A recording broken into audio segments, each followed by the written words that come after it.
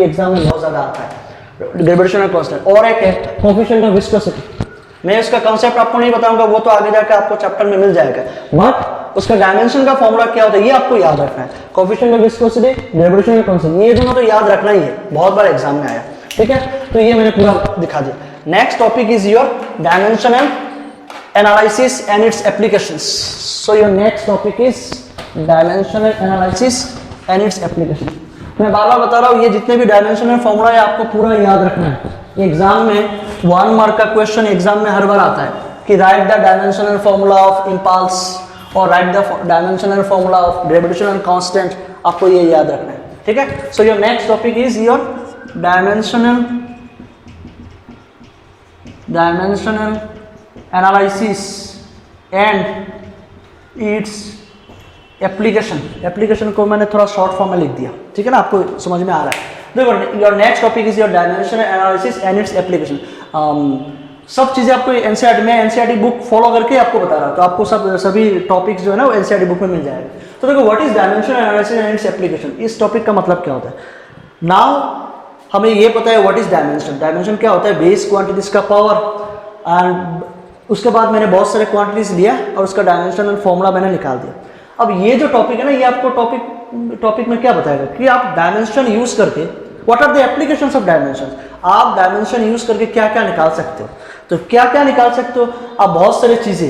एक बार आपको डायमेंशंस किसी क्वांटिटीज का पता है ना, तो बहुत सारी चीजें आप निकाल सकते हो। क्या क्या, जैसे कि first you can check the correctness,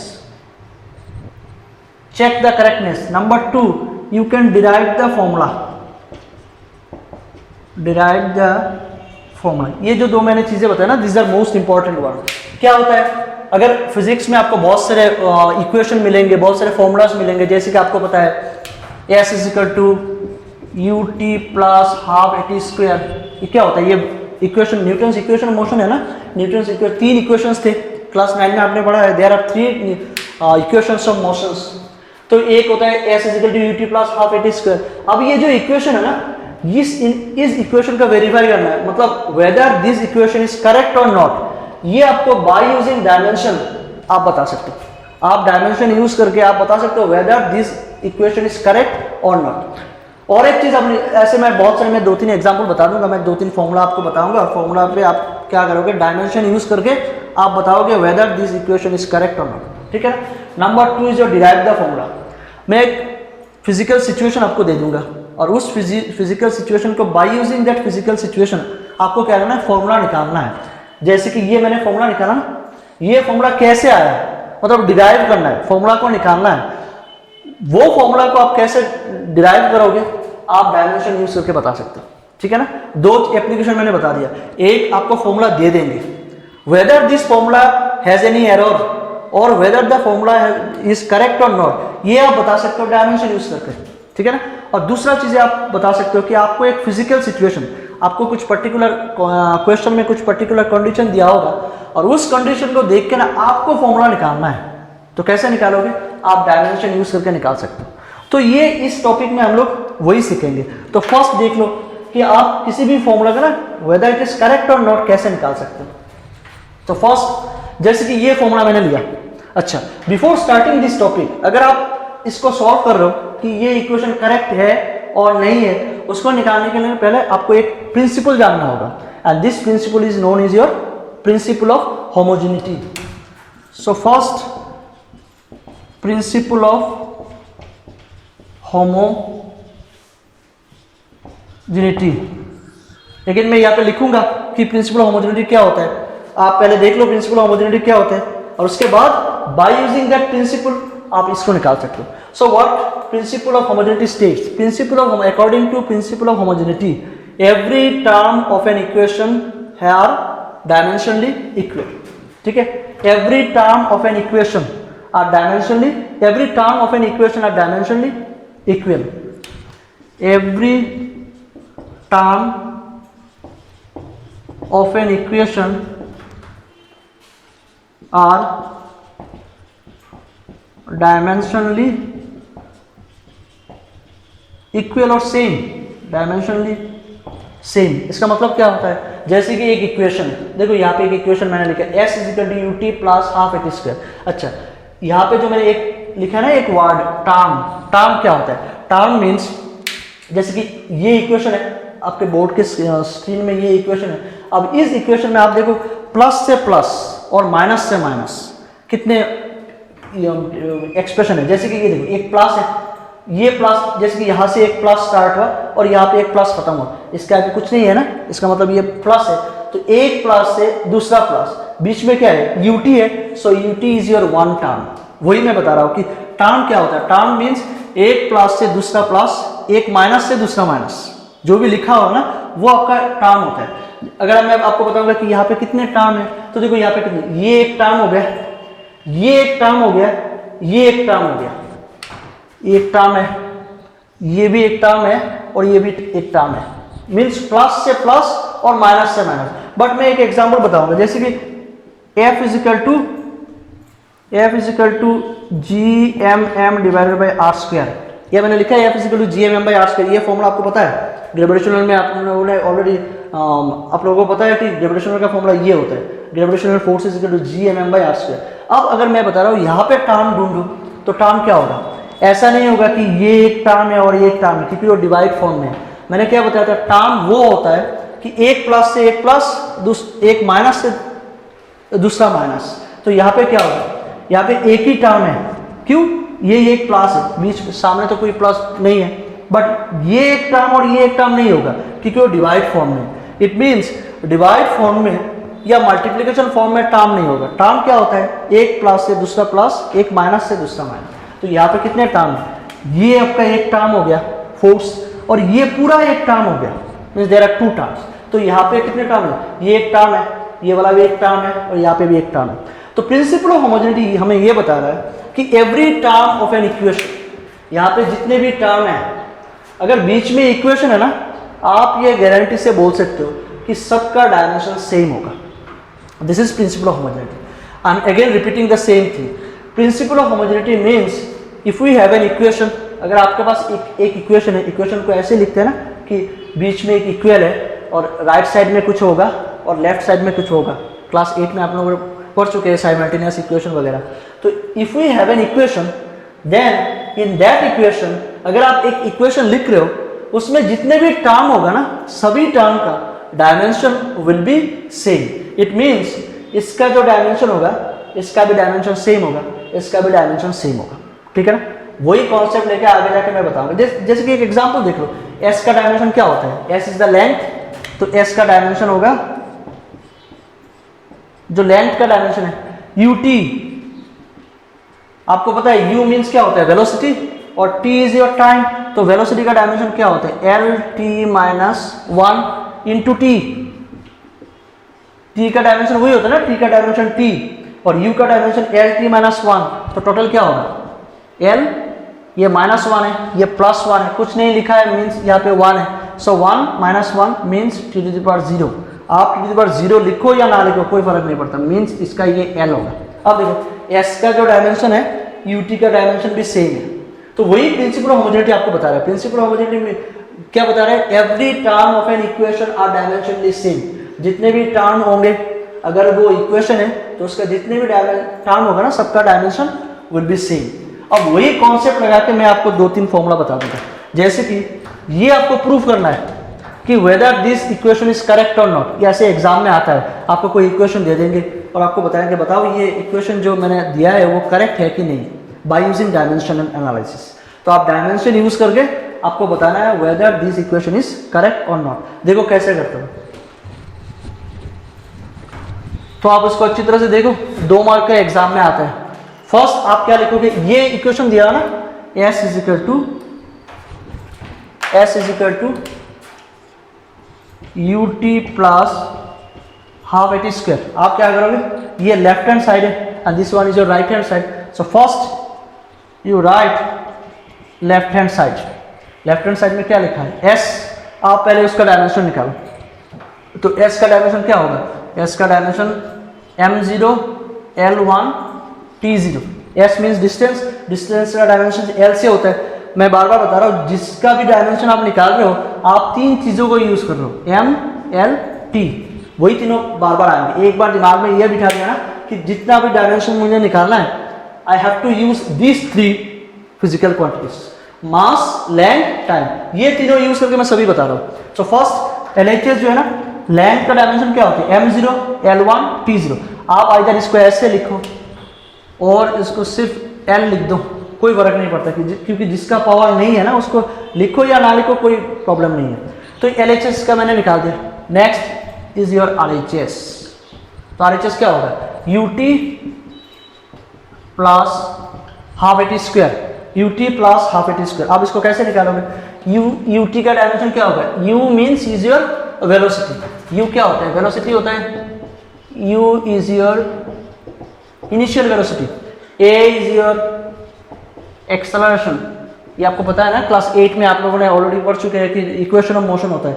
ये U is your velocity, then A is your acceleration और T obviously we know, T is your time, T is your time. सभी बिठाओ, U का डायमेंशन क्या होता है, वेलोसिटी का डायमेंशन हमें पता है, velocity dimension of velocity is LT-1। वो जो मैंने चार्ट दिया ना पहले, वो चार्ट देख लो, चार्ट में लिखा होगा वेलोसिटी का डायमेंशन क्या होता है, LT-1।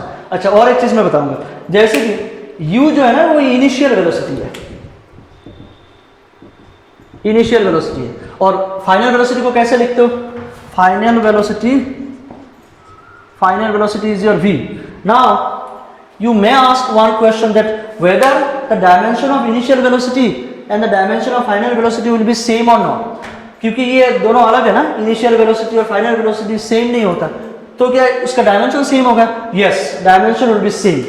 डायमेंशन में क्या होता है, एक चीज जस्ट रिमेंबर वन थिंग, कि डायमेंशन में मैग्नीट्यूड के ऊपर डिपेंड नहीं करता।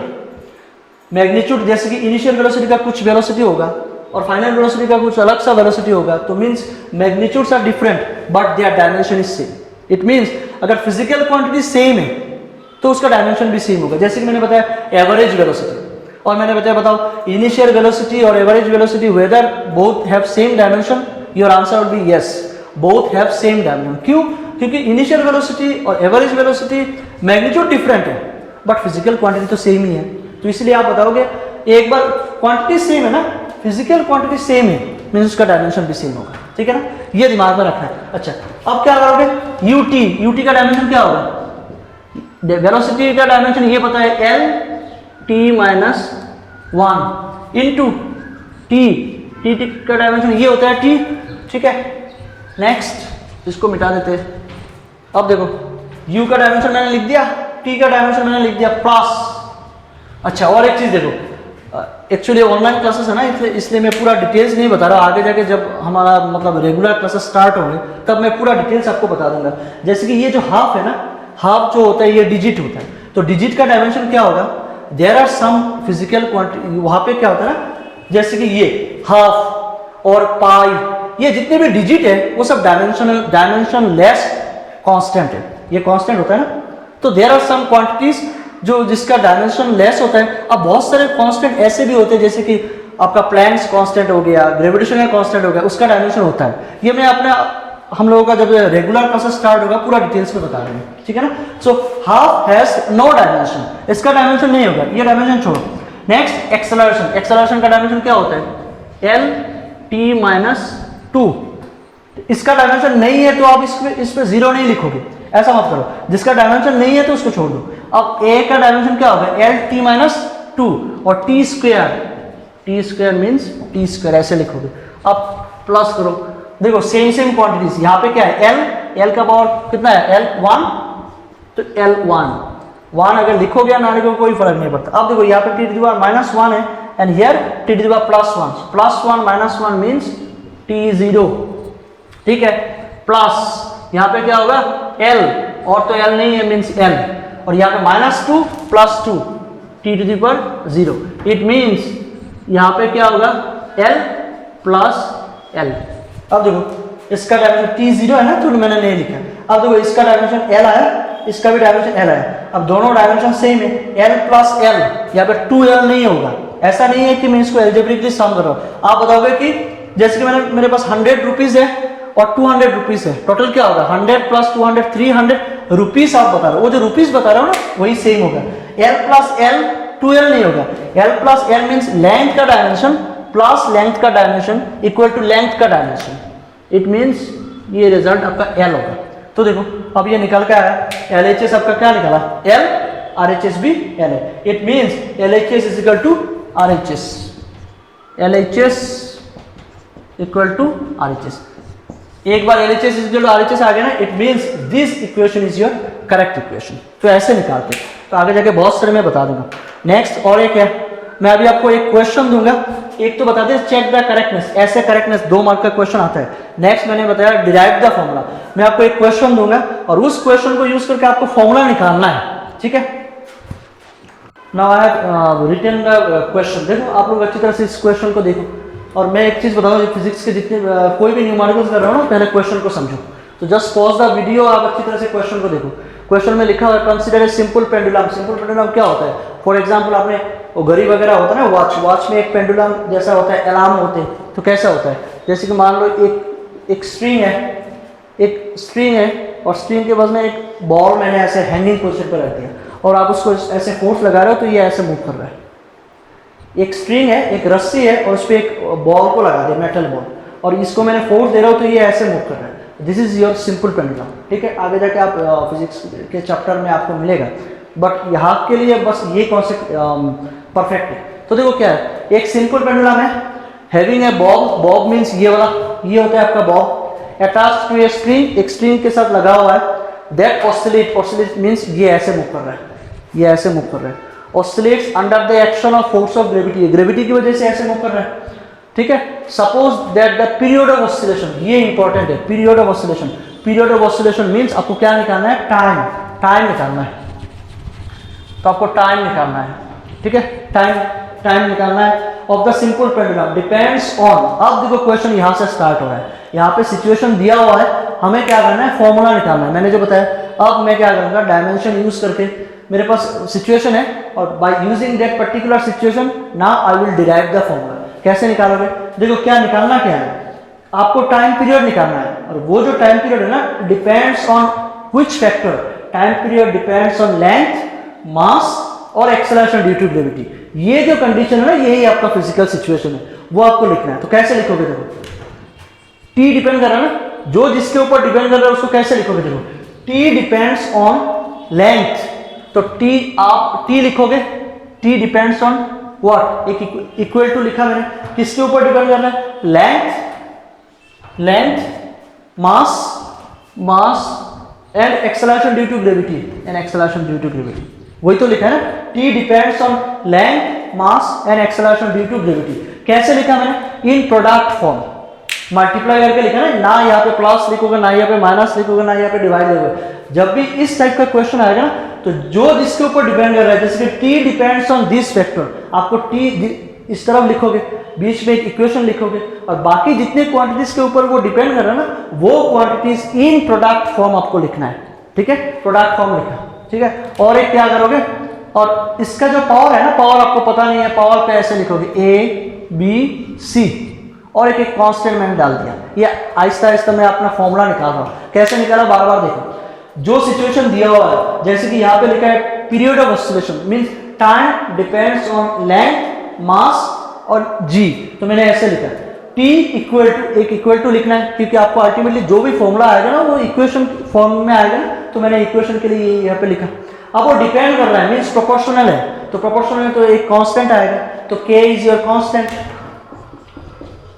कि आपका कांस्टेंट हो गया, ठीक है। और बाकी जितने भी टर्म है जैसे कि लेंथ, तो लेंथ को मैंने ऐसे लिखा, लेंथ ऊपर एक पावर लिख दिया, पावर तो मुझे पता नहीं है, सो अननोन क्वांटिटी है वो पता नहीं, तो मैंने लेट अस एज्यूम ये A है, A लिख सकते हो, ये X Y Z भी लिख सकते हो। सो L M G जितने भी फैक्टर दिया होगा ना वो सब आपको प्रोडक्ट फॉर्म में लिखना है। Just remember this thing, this is very important कि जो भी फैक्टर दिया होगा वो आपको प्रोडक्ट फॉर्म में लिखना है, ठीक है। बाकी तो आप आराम से कर सकते हो। A B C हमें क्या करना है, अब ये जो A B C है ना ये पावर होता है, A B C ये आपका पावर है, और वो पावर निकालो तो आपका फॉर्मूला आ जाएगा। तो देखो कैसे करोगे, एक बार ये लिख दिया, नाउ डिनोट दिस इक्वेशन ऐसे 1, इक्वेशन नंबर 1। अब आप just use dimension, so by using dimension, dimensional formula निकालो। पहले T का डायमेंशन क्या होगा, M0 L0 और T का डायमेंशन, T का पावर 1 है ना, तो T 1 होगा। 1 लिखो या ना लिखो कोई भी है, चलो लिख लेते हैं 1, और बाकी M L नहीं है तो M0 L0, ठीक है। नेक्स्ट इक्वल टू K जो है ना वो डायमेंशनलेस कांस्टेंट है, वो डायमेंशन वो उसका कांस्टेंट, उसका डायमेंशन लिखना नहीं है, वो तो कांस्टेंट है, तो ये कांस्टेंट है, कांस्टेंट को ऐसे लिख दिया। हाँ बहुत सारे कांस्टेंट ऐसे होते हैं जिसका डायमेंशन है, बट यहाँ पे जो मैं कांस्टेंट यूज कर रहा हूँ वो डायमेंशनलेस कांस्टेंट है, डायमेंशनलेस कांस्टेंट, ठीक है ना। अब देखो L का डायमेंशन क्या होगा, L का डायमेंशन ये होता है कि M0 L T0, जो मुझे पता है वो मैंने लिख दिया, M0 L T0, ऊपर पावर क्या है A, so A। Next M का पावर क्या होता है M L0 T0 power B, और G is your acceleration due to gravity. मैंने पहले ही बताया एक्सेलरेशन ड्यू टू ग्रेविटी का जो डायमेंशन है ना वो एक्सेलरेशन का जो डायमेंशन है उसका ही डायमेंशन सेम होगा।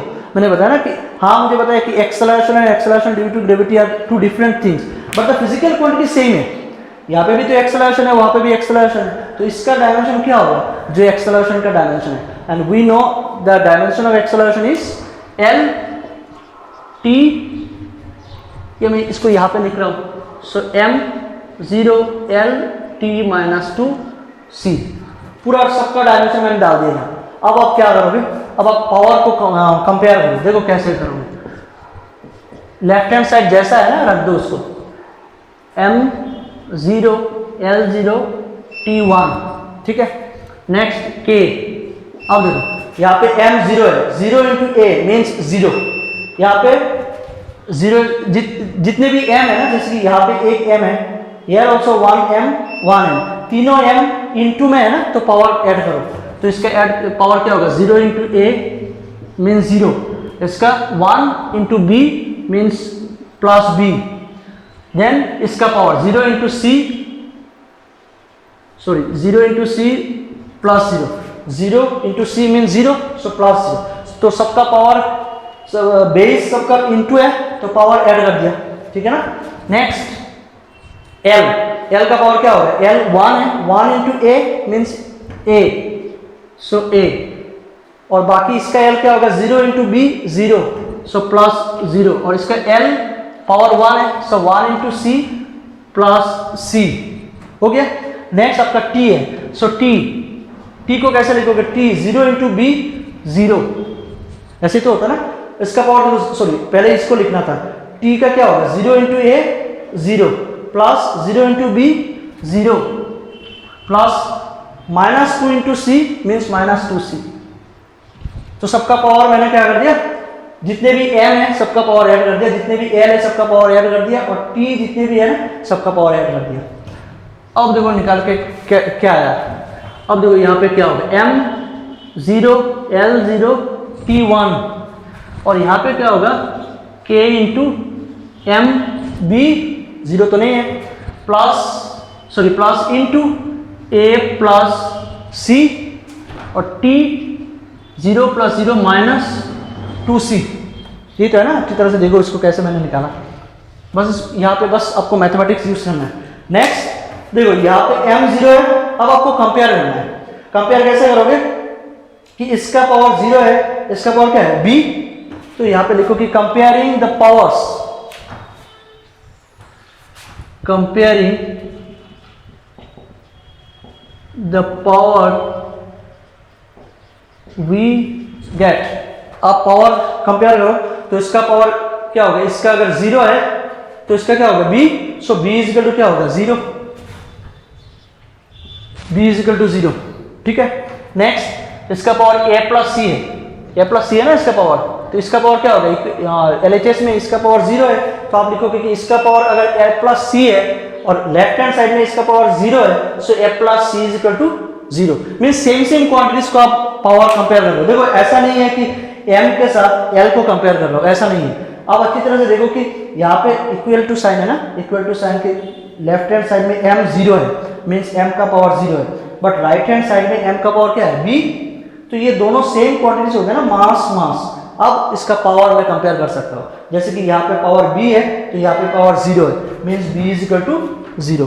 अब देखो यहाँ पे पावर l 0 है, यहाँ पे a प्लस सी है तो a plus c equal to 0, a plus c equal to 0। और पावर क्या होगा, इसका पावर 1 है और इसका पावर -2c है, means -2c equal to 1। Same quantities को मैंने पावर को इक्वेट किया।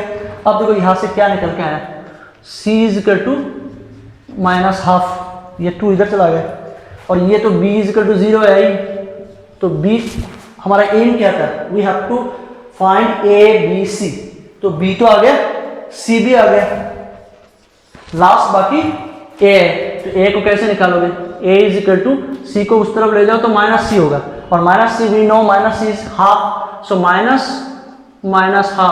Means +½ it means a is equal